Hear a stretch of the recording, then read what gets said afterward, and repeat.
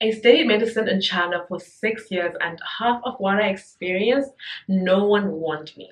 Honestly, there's a lot I wish I had been told before making that decision. Hi everyone, welcome back to my channel. I'm Dr. Natalie Caitlin. I post productivity, self-discipline, and reproductive health videos. If you're interested in becoming a better version of yourself, growing, achieving your goals, and living an intentional life, then you have come to the right place. So, my medical school journey started in 2013 when I went to Ukraine, but a few months later, war broke out in my city, and eventually I left and moved to China in December 2014. If you have watched my recent Studying Medicine Abroad series, you will have heard me mention how horrible the entire process of moving was because my agent wasn't fully truthful with me, and I also arrived an entire semester late and had a lot of catching up to do. However, there are a couple of things outside of that pertaining to studying in China generally that I wish I had been made aware of before I made the decision to study there. For the sake of easier following and flow, I have categorized these things into four main groups. Number one is academic and curriculum related issues. Number two is training and career implications. Number three is cultural and social issues. And number four is just other reality checks. So let's get into it.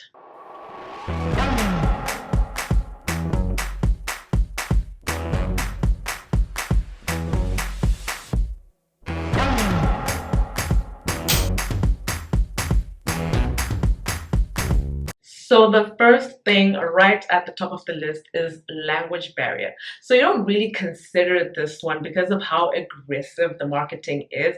They really insist that the program is taught in English. And it is true, the medium instruction might be in English, but hospital staff and patients generally don't speak it.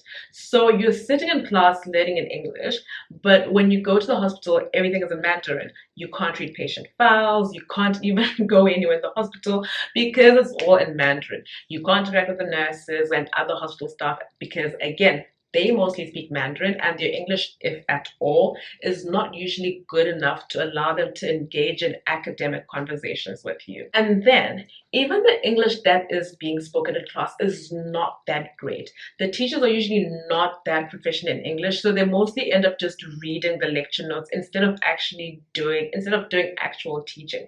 Not because they don't know how to teach, but because they don't feel comfortable and confident enough to teach in English.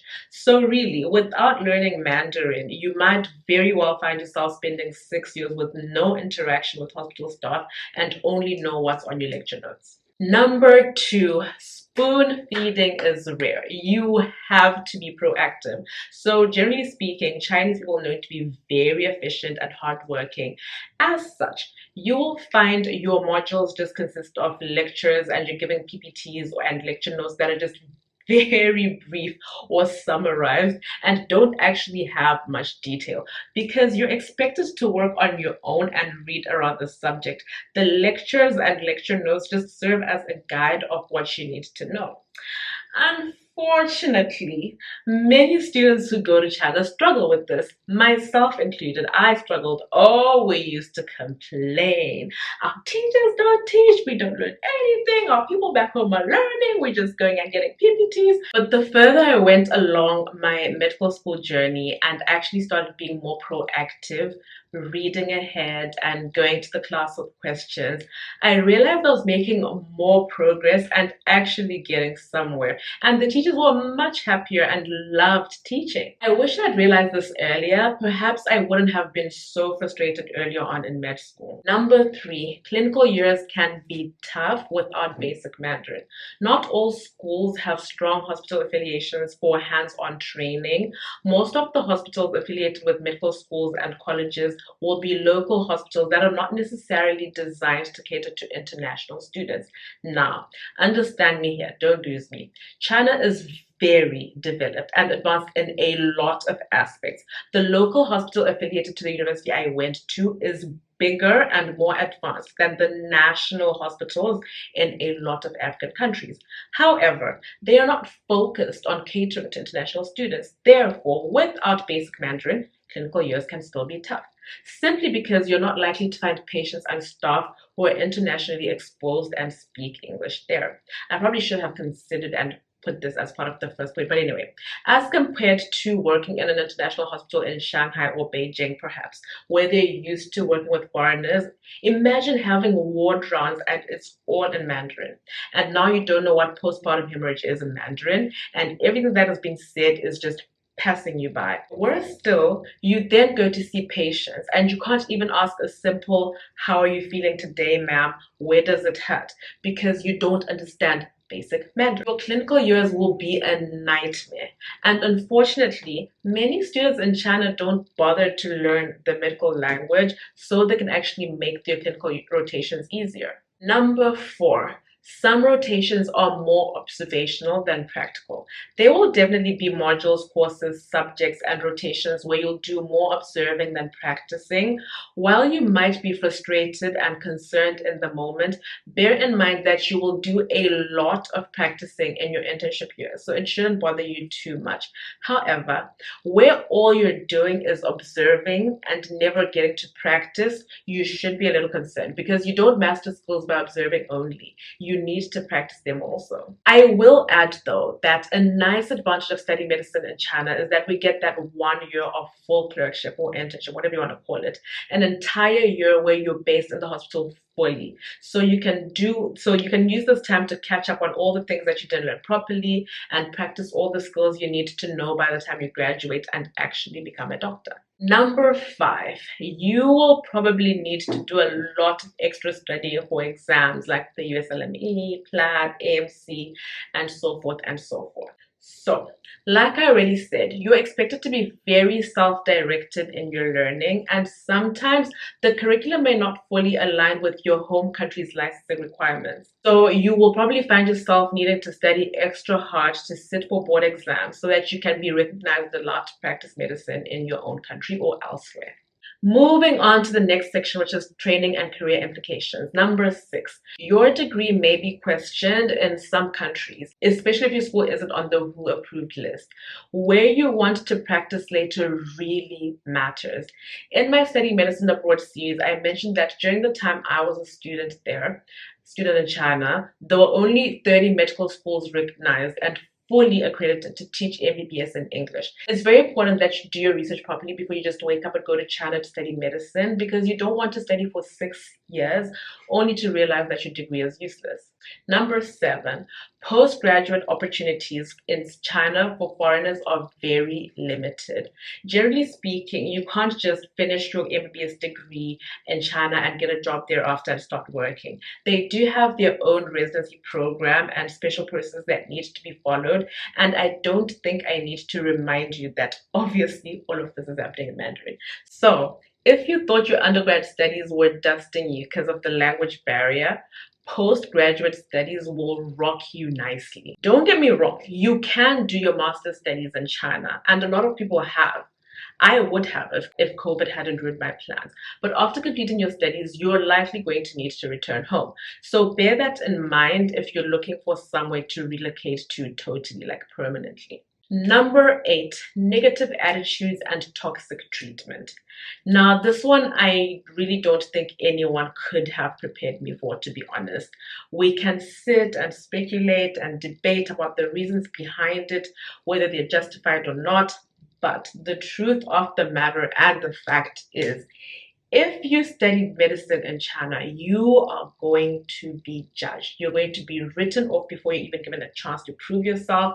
And you're really going to work 100 times harder than the local trained doctors for you to finally be given just decent treatment and the basic respect that you deserve. You really have to be strong-minded and focused to not get demoralized, especially immediately after graduation, before you've even had a chance to find your footing and start thriving.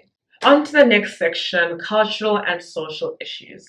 Guys, living in China, the culture shock is real. When you first land in China and come out of the airport and enter the cities, you'll probably be surprised and shocked by how everything is in Mandarin. Then there's bright lights, tall buildings everywhere, and then random slummy places from nowhere. It's a lot to take in at first. life and things there are probably just so different from probably anywhere you've ever been. Number 9, food and living arrangements. So, other than fast food places like KFC, McDonald's, Burger King, and the likes, where the food is easy to identify from the pictures on the menu, you will typically find it hard to order food anywhere else until you actually get acquainted with the language and understand the basics, so you know what to order and, more importantly, what not to order.